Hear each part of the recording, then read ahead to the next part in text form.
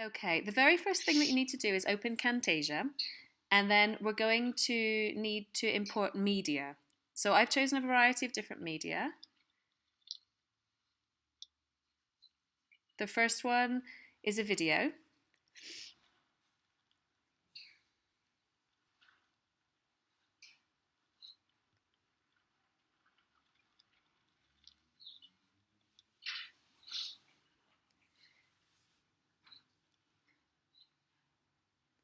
The next one is just a still picture, and these are really, really useful as well when you're making screencasts and in terms of keeping standards for your screencasting. It's really nice to have like a standard opening and also a standard closing, because that way it signposts for people what they're going to see and what they have seen in a way, and just kind of bookends the video. And here we have another video. So the idea is we're going to make a combined spliced video of two different films, edit both of them, and bookend both of the videos so that it makes one full screencast. So there's our other video.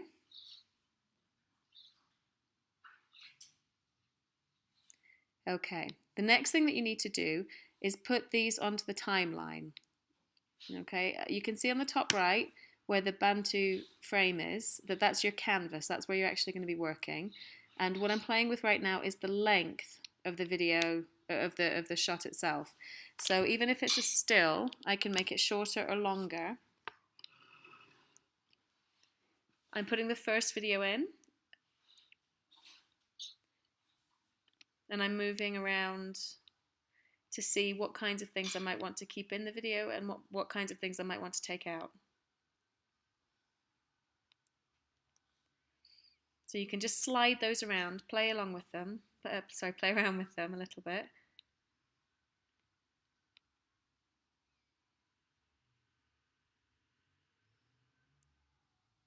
And these are just dragged and dropped onto the timeline.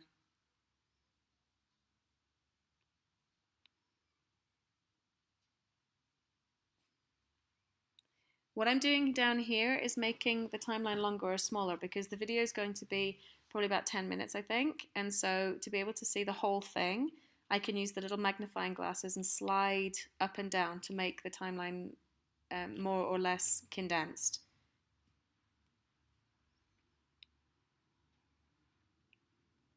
And you can see there that there's a little bit of space between the two videos on the timeline itself. All will become clear later.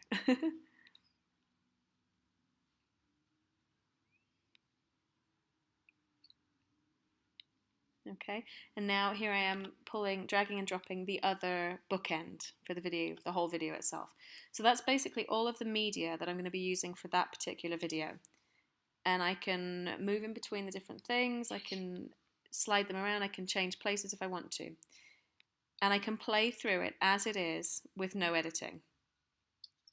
Sometimes this is a nice thing to do because it shows exactly what the content is, and you can see really the overview of what you're going to want to include and what you're not.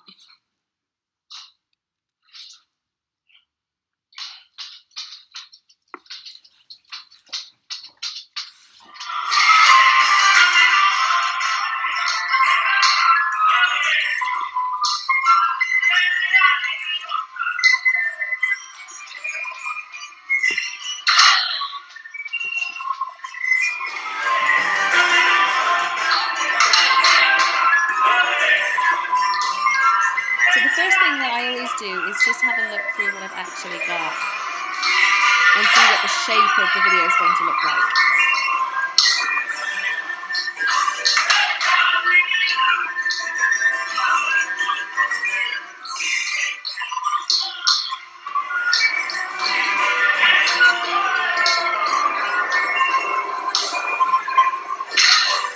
Okay, so that's the end of the first bit.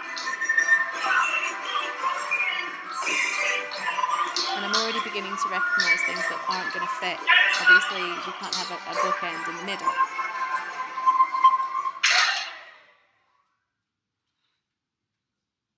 Okay, so that's the shape of the video.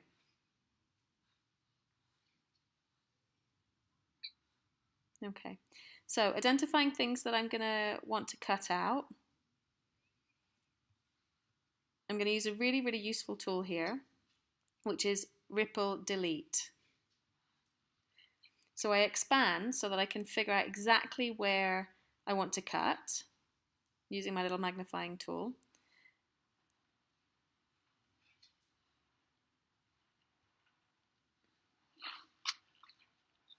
I'm going to shift.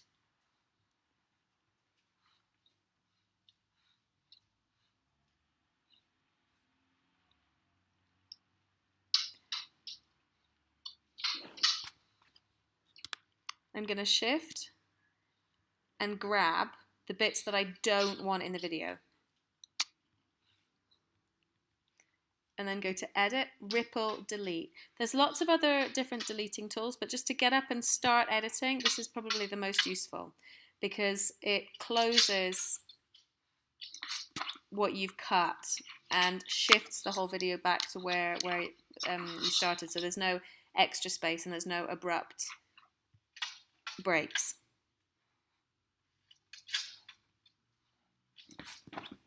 So I've done ripple delete, and that's cut out the bit that I didn't want. And that was shift, grab, then edit, ripple delete. And actually I would say that that's the editing tool that I probably use absolutely the most. It's really useful for cutting out annoying bits. It's good for shaving things off. It's good for cutting out sound as well. If there's a really loud bang or a crash outside that's distracting, that tool is really, really useful as well.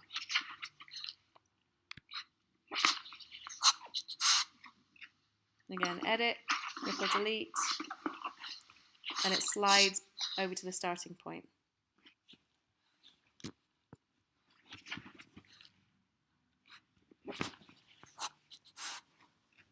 Again, so just scrolling through.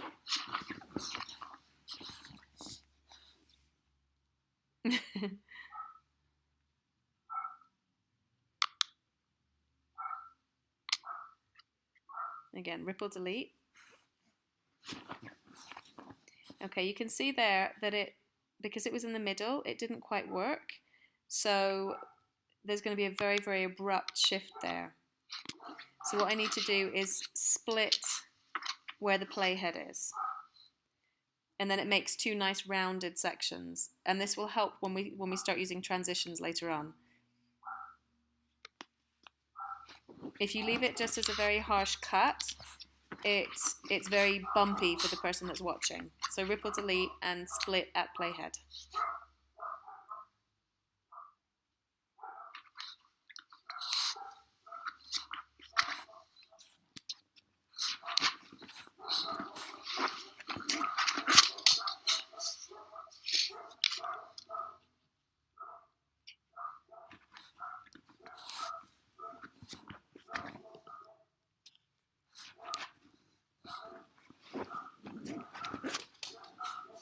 Okay, this is another tool that I use very, very often, and this is the transitions. If you don't use transitions, then it makes it very brusque for the person that's watching, and this is a nice way of fading in. And there's lots of different transitions that you can play around with. I like the fade in, but obviously there's others that you can use, and all of them are in those green boxes there on the transitions menu. So you can pick which one you want, play around with it. Something that I'm doing here is I'm making the transitions longer. You can make them longer or shorter as you wish, depending on how long the clip is actually, but also how long you want it to be. It really is, oh, that was very brusque. That was quite a good example of where the cut didn't work very well. So what I'm doing is just dragging and dropping the effect. Okay, now you'll notice though that the noise came in very, very quickly as well. So something that we're going to need to do is soften the noise. And you can also do a transition with the noise, which is really helpful. And especially if it's quite loud or there's music, then you can make the transitions longer, and you can also bring in the noise control, which I'm going to do in a minute.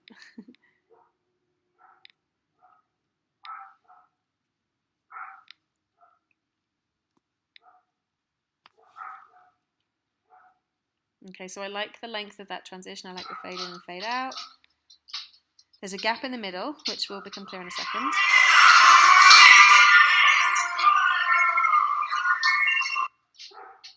Okay, now I'm bringing in the audio fade in because you don't want to shock the people that are watching with the brusqueness of the audio. So that's something really nice. And it's one of those things that makes you look really professional, even if you're not necessarily hugely techy, as I'm not. So I've done audio fade in and out for all of those.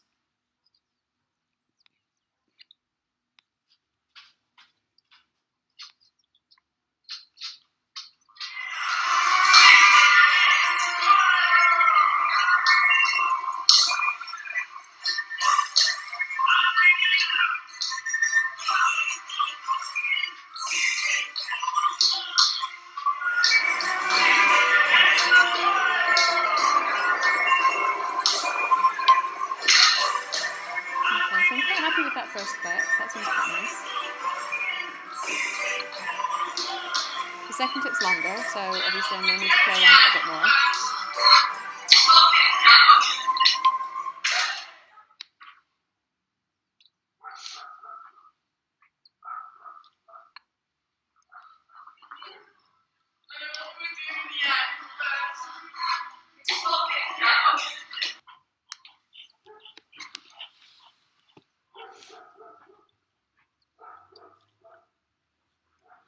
Okay, now I left some space between the two clips because I want to introduce the first clip and explain what it is. So I can actually do this directly onto the blank canvas. So I go to annotations and I choose the size of the letters that I want and I type in the text that I want. And again, I can play around with the size of the text and I can play around with the length of that writing. And that's really important because if it's a short note, people aren't going to need very much time to read it. If it's a long one, they're going to need more time. So obviously this is quite a short note, so the people watching don't need as much time as they would for a longer introduction or more context. So that's something that we need to think about as well when we're bringing in text between clips.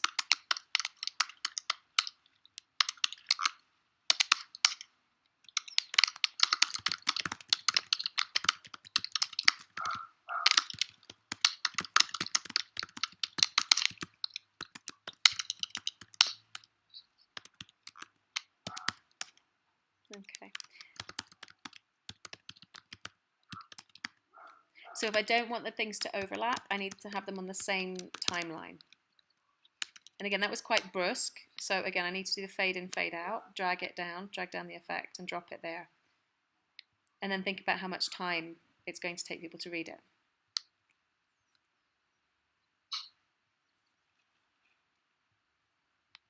I read quite fast, so I tend to underestimate how long people need.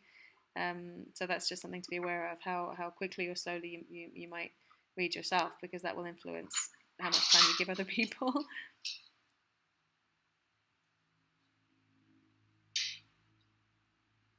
Okay, so the transition's there. We've thought about the time. Now we can slide the other one so that it goes directly onto the introduction.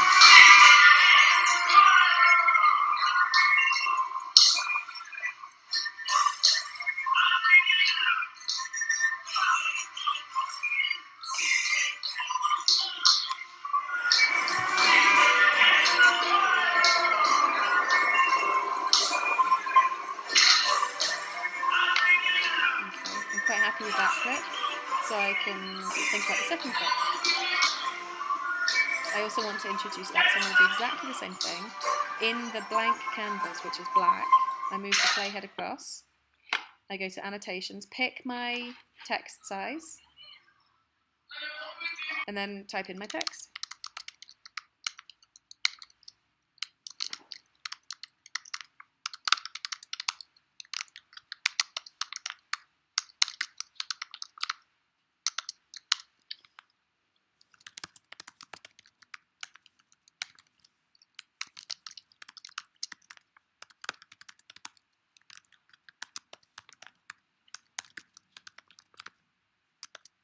Okay, so I'm going to slide everything over so that I can keep the new text introducing the second clip on the same timeline.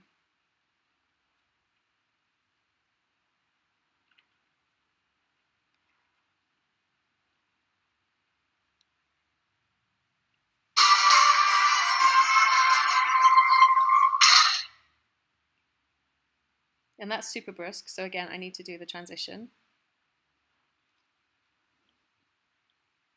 It's a nice idea to pick which transitions you like and stick with them throughout the video. That's just a tip that I find really helpful, so that the viewers get a kind of sense of how the video is going to work, and there's nothing shocking or strange in it.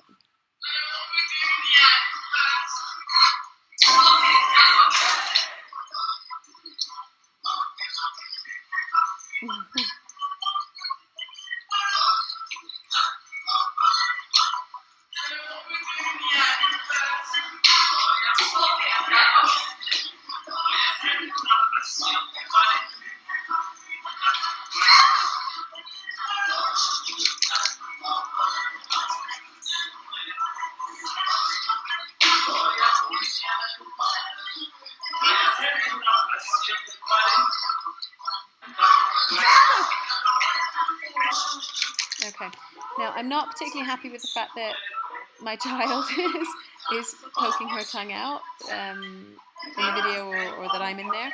So what I need to do is size the canvas, and this will only apply to the specific clip that you're working on at that particular time. So the other clips that I'm using aren't affected.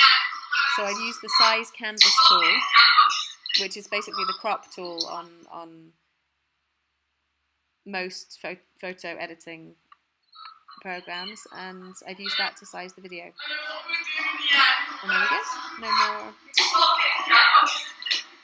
No more additional people in the video.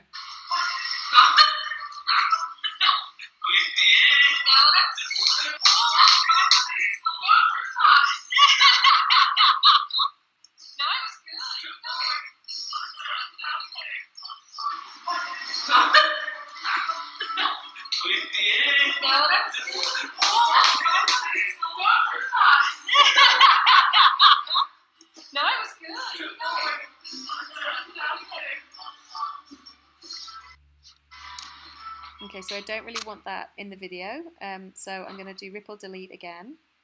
And again, I'll have to pull in the transition, the fade in and out, so that again it's not too brisk, and maybe play around with the length of that transition.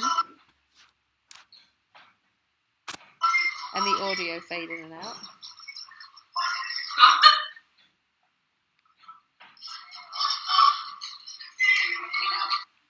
Okay, and again, I'm going to size the canvas. I'm going to cut that bit out of the video. It didn't work. Just to keep in the bits that I want.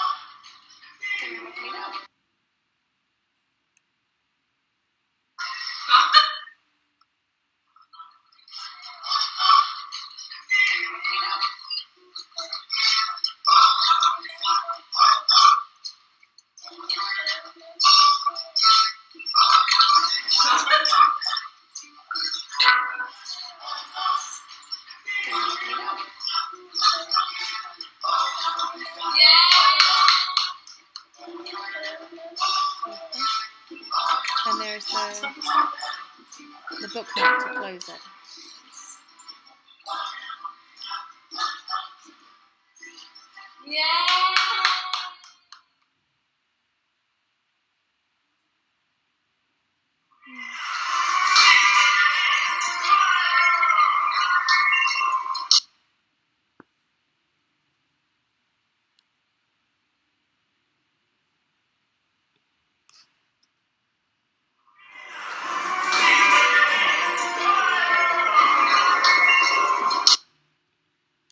Okay, so now I'm just going back and I'm putting like the final touches on it that make it a little bit, that add your kind of personal stamp on it.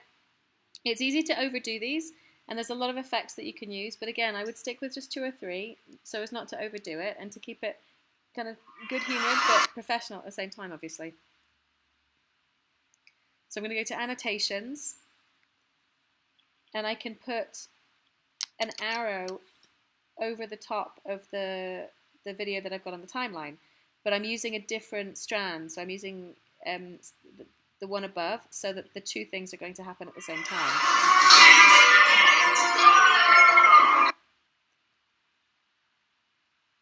Okay. But again, I want to use a transition, but I'm going to use a different transition. So I'm going to use fly in and fly out. And it's important that this comes at the beginning of the clip and at the end of the clip as well, because otherwise it'll just disappear. It won't fly out. Oh, that was fast. So I need to lengthen that effect by dragging the end of it. Okay, I'm pretty happy with that.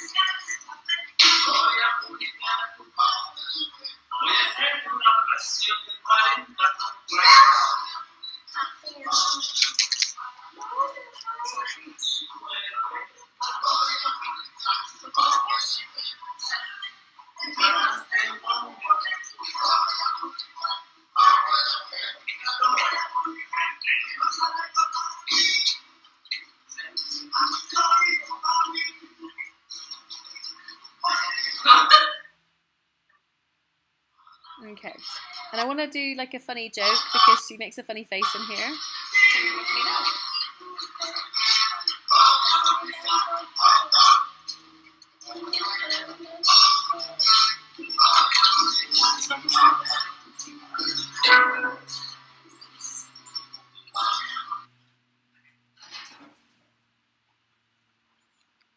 So I'm going to choose a different effect.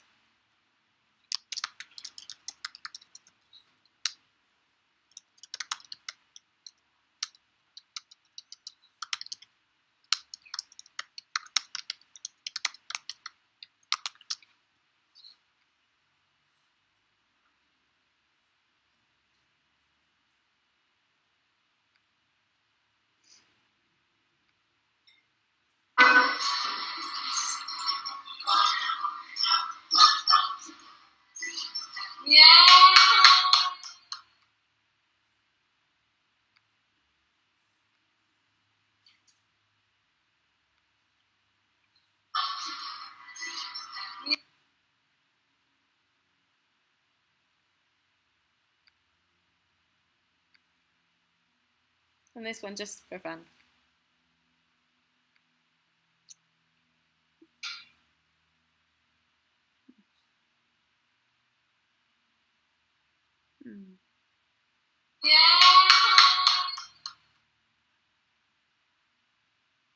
Okay, but I don't really like where that timing is, so I need to shift it along the timeline a little bit, or make it a bit smaller or bigger, so that it fits with what I'm trying to do.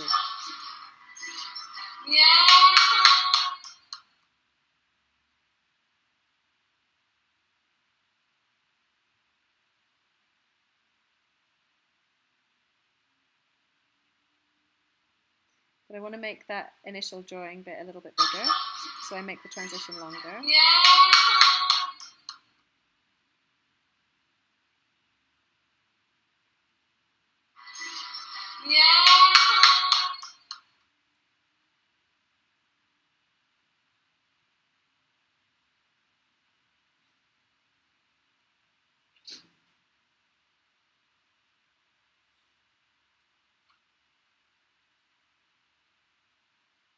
Okay, so that's basically it for the editing process. And now we'll just have a quick look at how to export.